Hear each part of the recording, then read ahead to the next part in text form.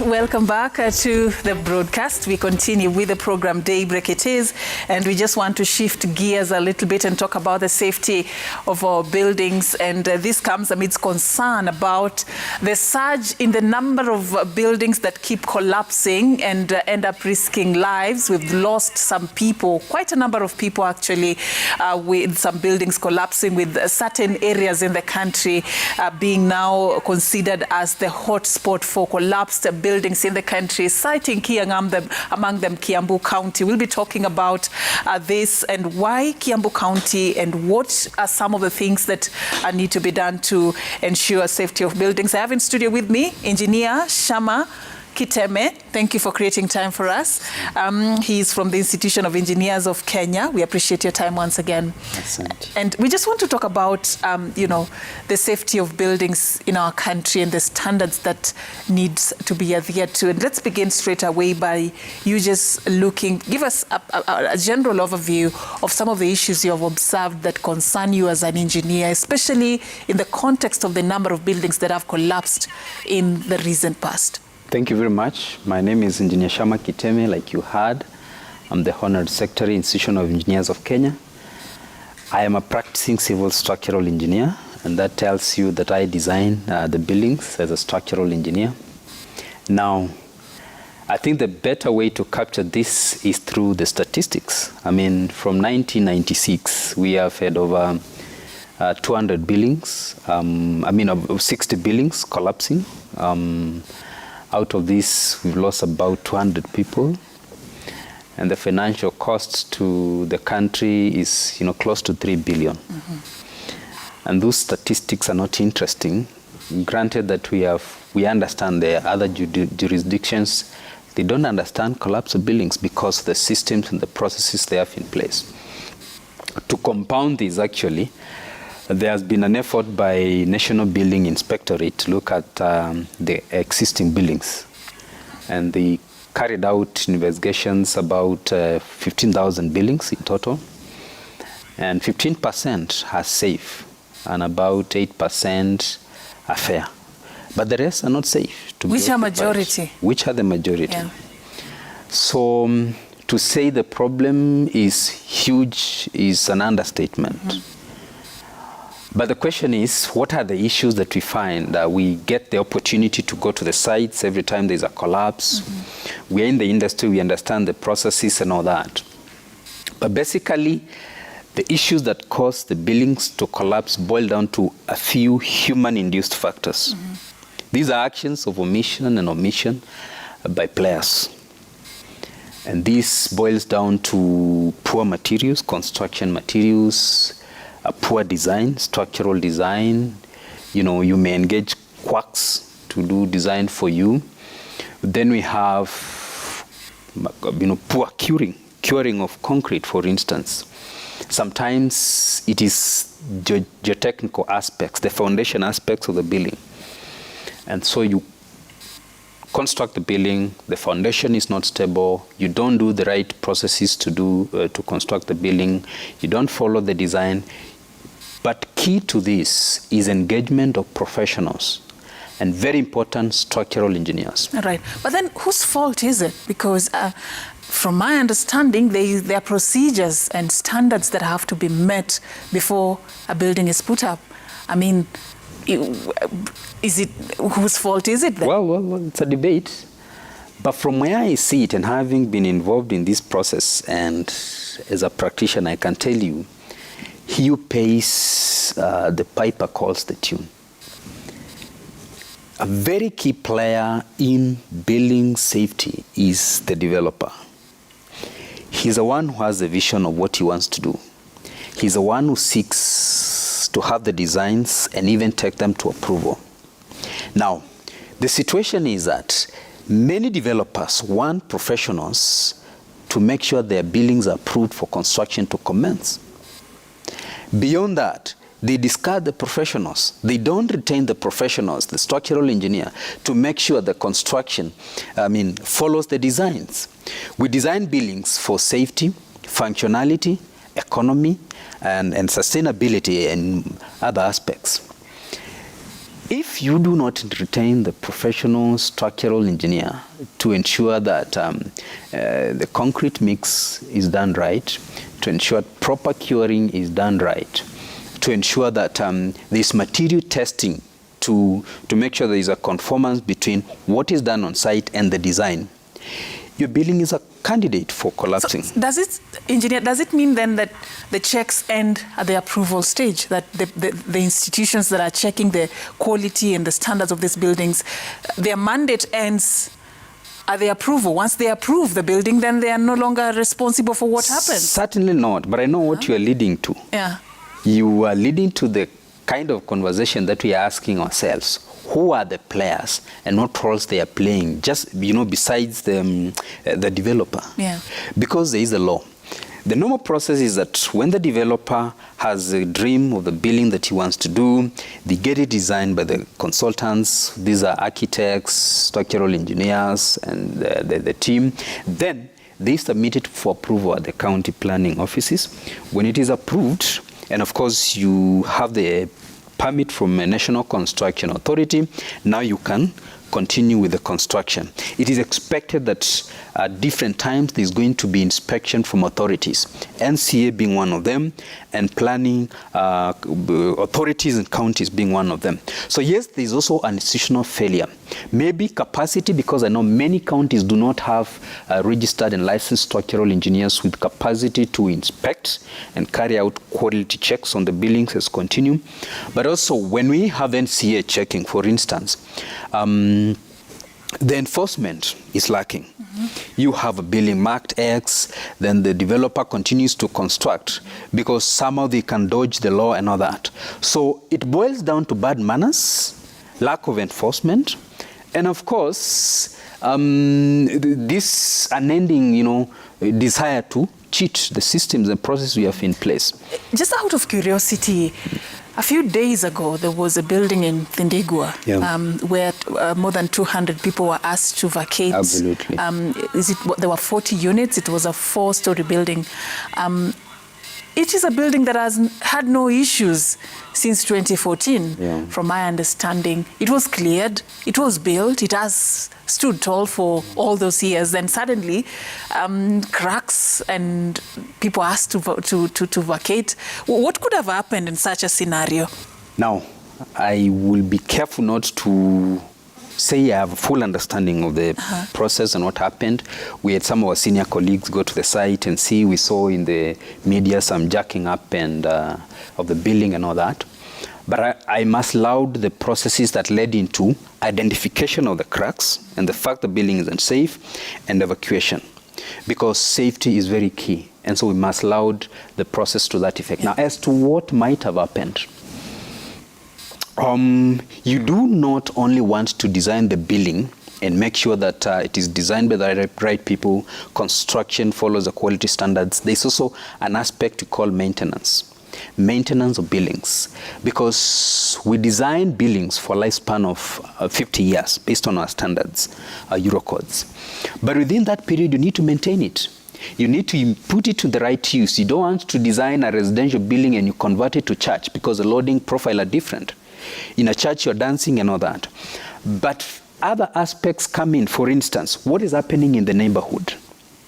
Is someone constructing in the neighborhood? Do we have stormwater issues, and have you catered for them? Because if you don't take care of stormwater containment and direction proper way, it can start compromising your foundations. You understand?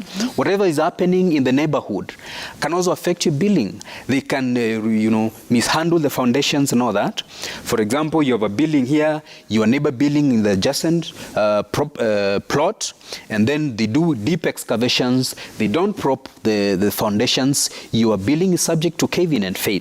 So those things have happened. How do you control that? It's not about you as the developer, it's about what is happening in your vicinity. Yes, and this is why you need professionals. And this is why we have approval processes. I've been involved in developing standards for deep excavations, you understand. And this means if you have a geotechnical engineer involved in your building, this should be able to guide you and give you ways of managing deep excavations and taking care of adjacent buildings. You can prop the foundations and their process, but you need the experts. And that's why we cannot overemphasize the need for developers to engage experts, professional engineers. If it's leading us towards getting sustainable solutions, why is it so difficult to implement? Does it mean that probably the services rendered by the experts are just too costly, or why is it not happening? Because it seems like the proposal that might just help save lives. Why is it not happening? Not true. If you engage an architect, if you engage a structural engineer, if you engage an electrical mechanical engineer in your building, they will not charge you, even 10% of the cost of the building.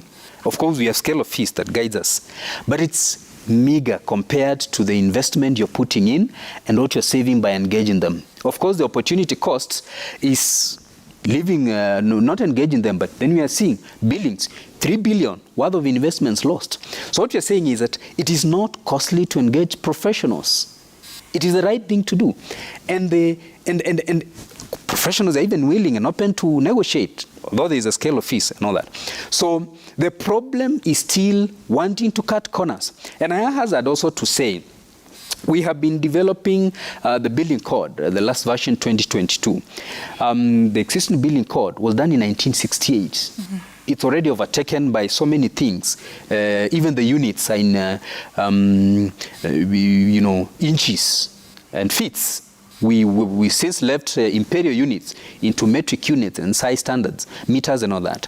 So it's necessary. We also gazette the building code because it sets the standards for construction, design, and all that, and even maintenance and all that. So yeah, there are several issues to deal with in terms of solving this problem in sustainable manner, but key to it is having professionals involved in the construction sector in the right way. Something that has always, we've always pondered over. You started by telling us about the statistics and the trends over the years.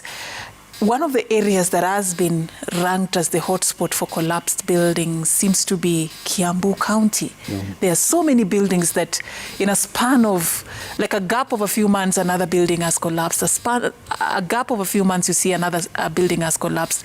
Is there anything unique that you have identified about the terrain and why Kiambu County? I think in addition to the issues we have picked, poor construction materials, quacks involved in the construction sector, not engaging professionals. Kiambu is largely, the soil is red soil. Mm-hmm. As an engineer, we understand that the soil bearing capacity for red soil is quite low. And if you do not have that understanding, then you're not going to do the foundations in the right way. We also have a situation whereby many designs are going on without carrying out geotechnical investigations. Geotechnical investigations are basically soil tests that you carry out to understand the soil bearing capacity, the strength capacity to carry out your building. So Kiambu just happens to be to have a bigger population and probably wealthy people and rampant development. Red soil does not only affect Kiambu, it affects much of Central actually, red coffee soil. And so probably where we have other counties within the same, geographical region with less failures or collapses, it's probably because there is lesser construction going on and all that, but the same problems would still happen. But I do believe, and been involved, a couple of the buildings that have collapsed, foundations play a key role in addition to the other issues of poor construction materials, not having the expert.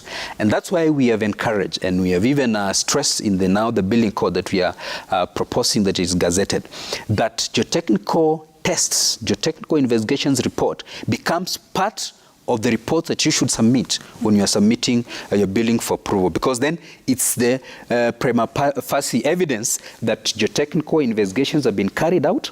A geotechnical engineer has been involved in determining the kind of foundation that you need for that building to stand and not fall. Yeah. Is there anything like any unique remedy that you have identified that probably could work in such terrains, because people have to live there, people have to work there? So no, but what? There are buildings that have been there for hundreds of years in Kiambu. So the few that are collapsing, I mean, it's sad that a building collapses and someone has to die. But still it is few buildings that are collapsing, not the majority. That tells you there are people still doing the right thing. But I want to remind you, the problem of buildings is also not just structural. Of course, you need the structural engineer to have safe building. There are buildings that are sick because they're not livable. They are like caves. So you should not just stop at the structural engineer. You need other professionals to make sure that the building you're coming up with is livable. You don't have to be your lights on during the day. You can, I mean, you need healthy buildings because they're sick buildings, because you do not engage professionals. So you end up a building that you are, during the day you have to put on the light. You have to go bending your head because the height is a problem and all that. So it's really a problem of the entire supply chain that you should look at. But key to this, the developer needs to retain services of the right professionals. Yeah, very important. When we talk about a safe building vis-a-vis one that is unsafe, especially this address specifically the common mwananchi who could be watching you this morning, because I tend to believe there is very little awareness in terms of even just identifying one that is a target for disaster and one that is safe for you to either do business or live in. What are the fundamental principles that, leave alone the experts and the engineers, the common man should consider before they settle for a building? Well, if you are moving into a building and you're not the one who have constructed the building, you should ask for certificate of occupation for that building. Certificate of occupation is evidence that at least the authorities were approved in the approving the building.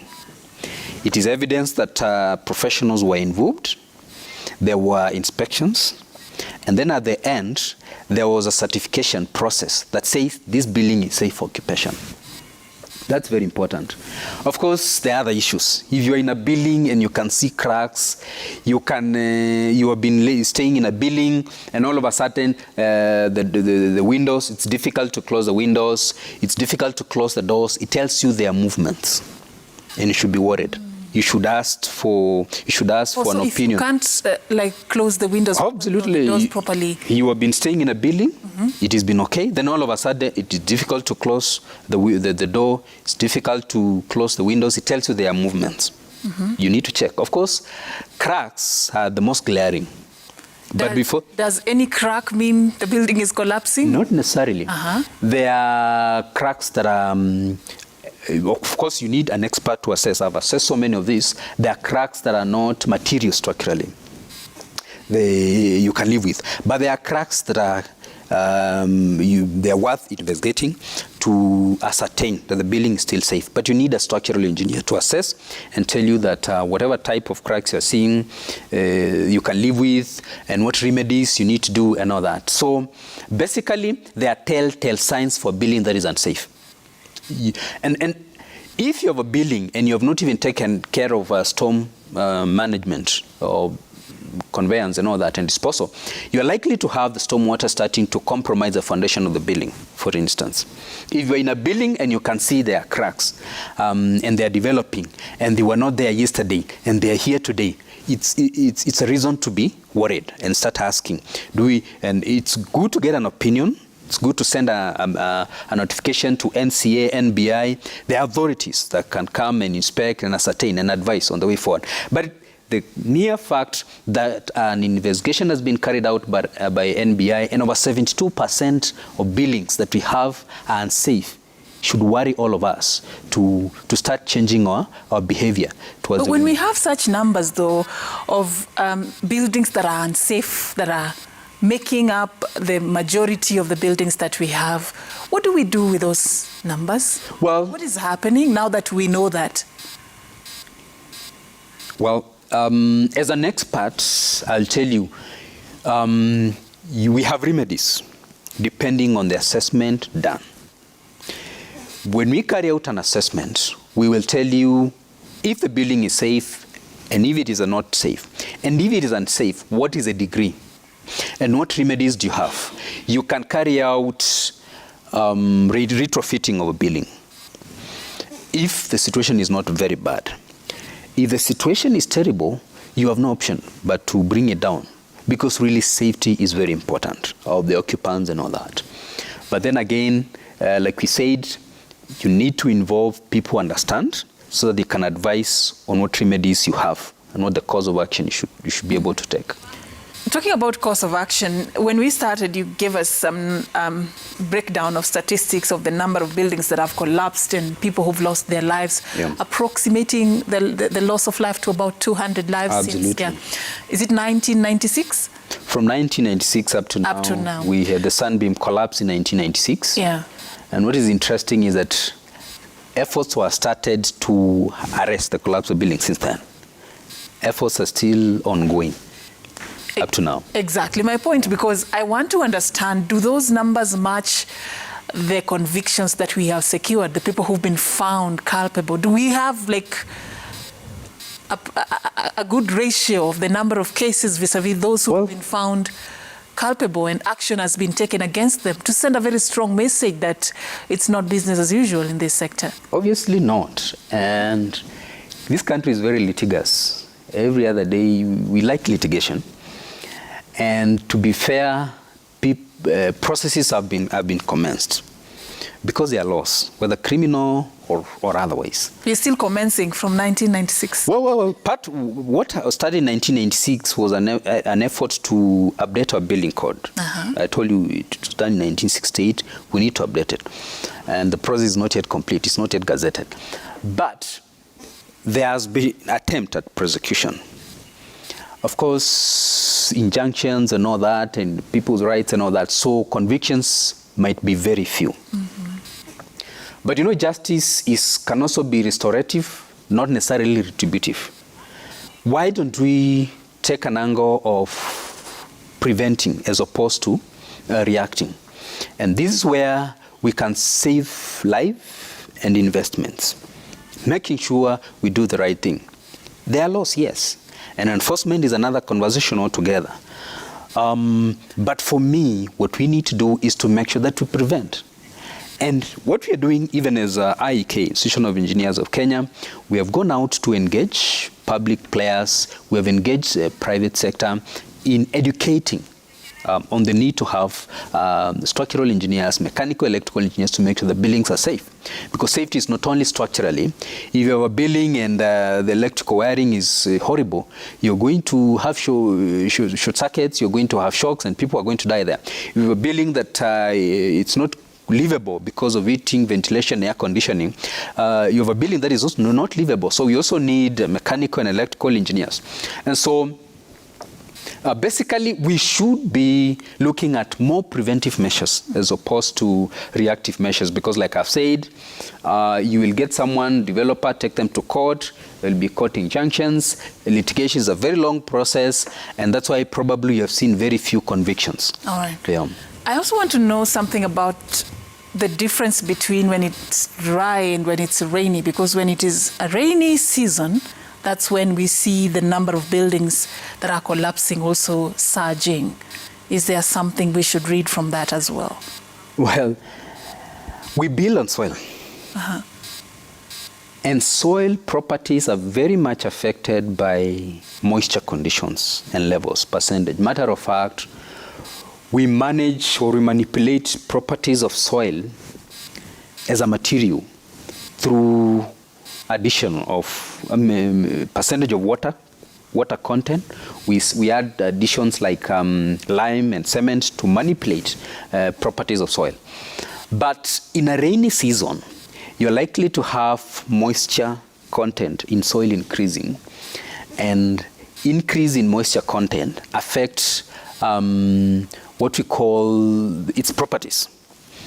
We build or we manipulate soil properties through moisture, and we have optimum moisture content, we call it OMC. If you have more saturation, of course, you affect the density and strength properties of soil.